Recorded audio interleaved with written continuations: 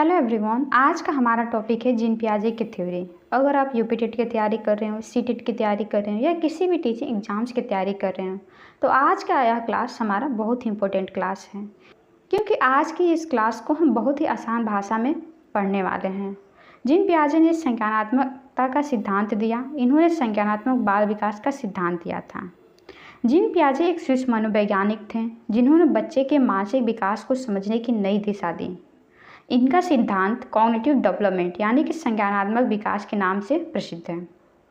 पियाजे का मानना था कि बच्चे किसी भी मानसिक रूप से किसी भी वयस्क से अलग होते हैं और उनके सोचने, समझने और समस्याओं को हल करने का तरीका अलग होता है।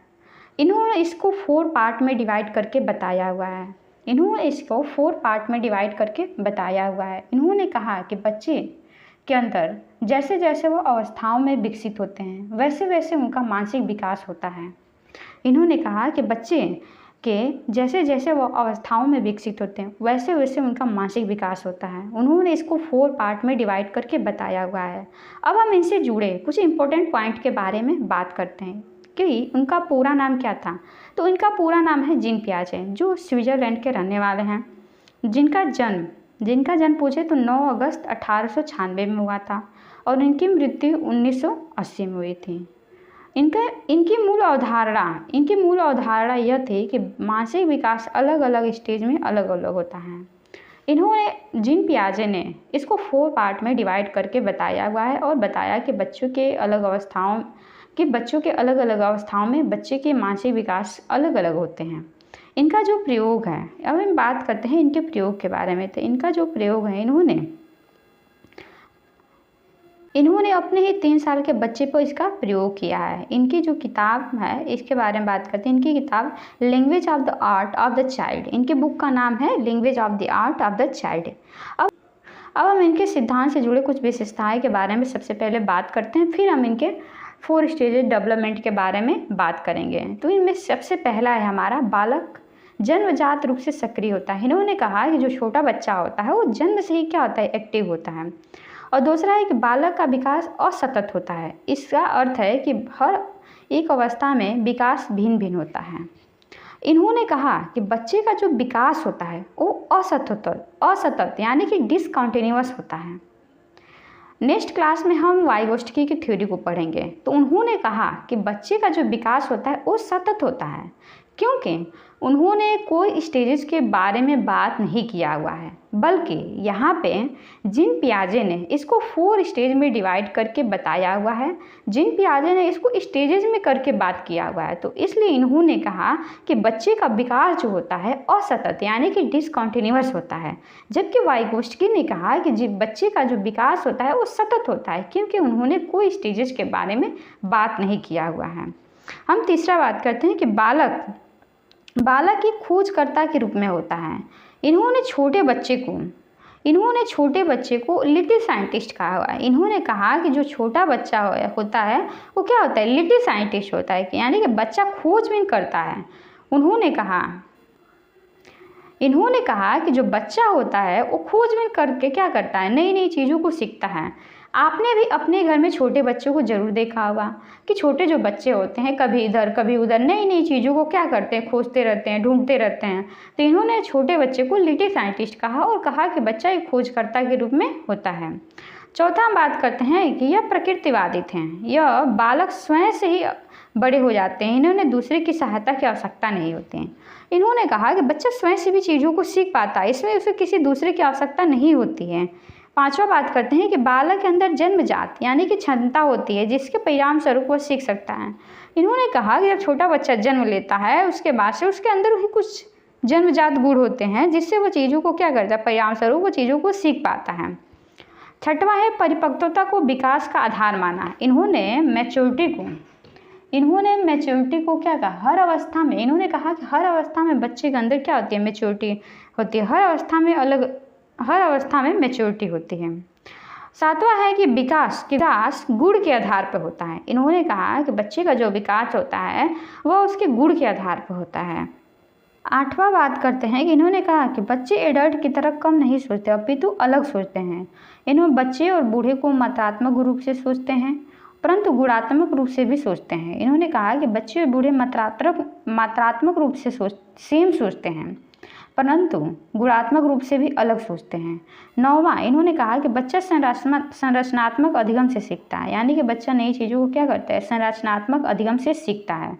10वां है हमारा कि इनकी जो थ्योरी है हम इनको अन्य नामों से भी जानते हैं, जिसमें हमारा पहला है निर्माणवादी, यानी कि पूर्व ज्ञान को नवीन ज्ञान से जोड़ता है। इन्होंने कहा कि बच्चा कुछ नया क्या करता है, चीज़ों को पुरानी जो ज्ञान होती है उसके आधार पर भी वह नई नई चीज़ों को सीखता है। इन्होंने कहा कि अर्थपूर्ण रूप से सीखना, इनके सिद्धांत का नाम है अर्थपूर्ण रूप से सीखना। और तीसरा हमारा हितवादी का सिद्धांत, चौथा है हमारा संज्ञानात्मक बाल विकास का सिद्धांत, और तीसरा है हमारा संज्ञानात्मक बाल विकास का सिद्धांत, और चौथा है हमारा विकासवादी सिद्धांत। तो इनके सिद्धांत को हम और नामों से भी जानते हैं, जिसमें हमारा है निर्माणवादी, अर्थपूर्ण रूप से सीखना, निर्मितवादी का सिद्धांत, संज्ञानात्मक बाल विकास का सिद्धांत, और 5वां है हमारा विकासवादी सिद्धांत।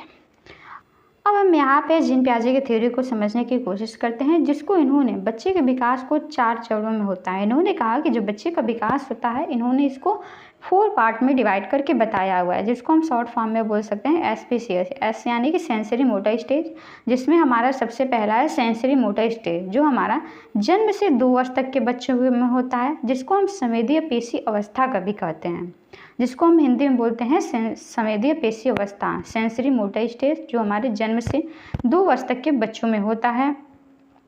इसमें बच्चे सेंस ऑर्गन यानी कि ज्ञानेंद्रियों का विकास होता है, जिसमें बच्चे का शारीरिक यानी कि फिजिकल मोमेंटम तेजी से होता है, जिसमें इन्होंने कहा है कि बच्चे का जो समय इस अवस्था को बच्चे को संवेदीय पेशी अवस्था कहते हैं, ज्ञात्मक अवस्था कहते हैं, या इंद्रियात्मक अवस्था कहते हैं, जहाँ पे बच्चा इस अवस्था में बच्चा हाथों और आँखों से क्या करता है, आँखों से चीज़ों को आँखों से अपनी चीज़ों को क्या करता है, देखता है और सोचता है, अर्थात अपने ज्ञानेंद्रियों से दुनिया को समझ विकसित करता है, यानी कि अपनी ज्ञानेंद्रियों की सहायता से वह दुनिया की समझ को क्या करता है, विकसित करता है। अब हम तीसरा बात करते हैं कि स्कीमाज क्या होता है। इसमें स्कीमाज का विकास होता है। इस अवस्था में बच्चे के स्कीमा का विकास शुरू हो जाता है। यहाँ पर मान लीजिए एक छोटी सी लड़की हो, जो पहले एक रेंगती हुई चींटी को देखती है। पहली बार जब वो छोटी चींटी को देखती है तो वह अपनी सूचना को दिमाग में रखती है। इसी छोटी छोटी सूचनाओं को क्या कहते हैं, स्कीमा कहते हैं, कि बच्चा कैसे छोटी छोटी जानकारी को व्यवस्थित रूप से रखता है।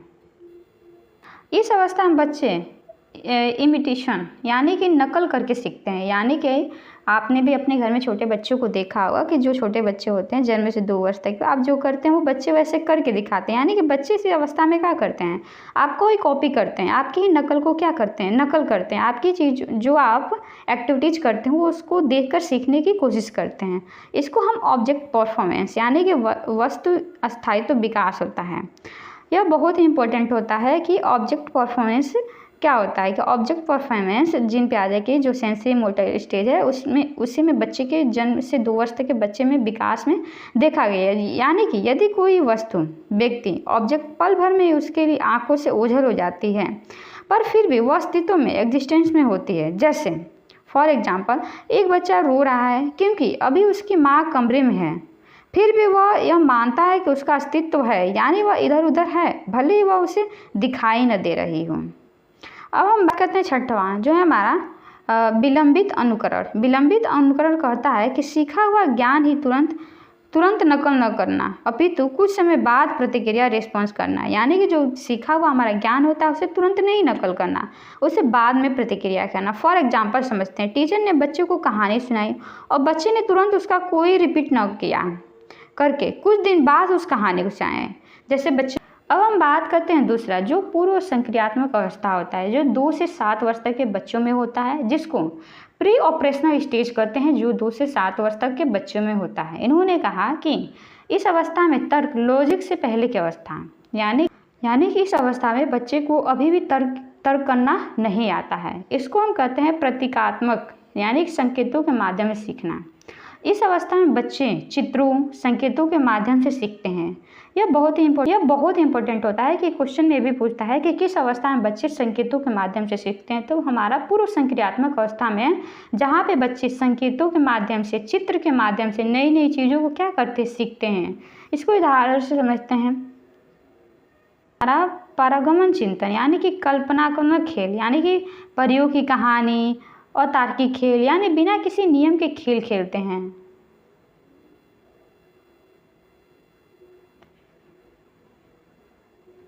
फॉर एग्जाम्पल, हवा से पेड़ हिलता है तो बच्चे को लगता है कि इस पर चुड़ैल हैं।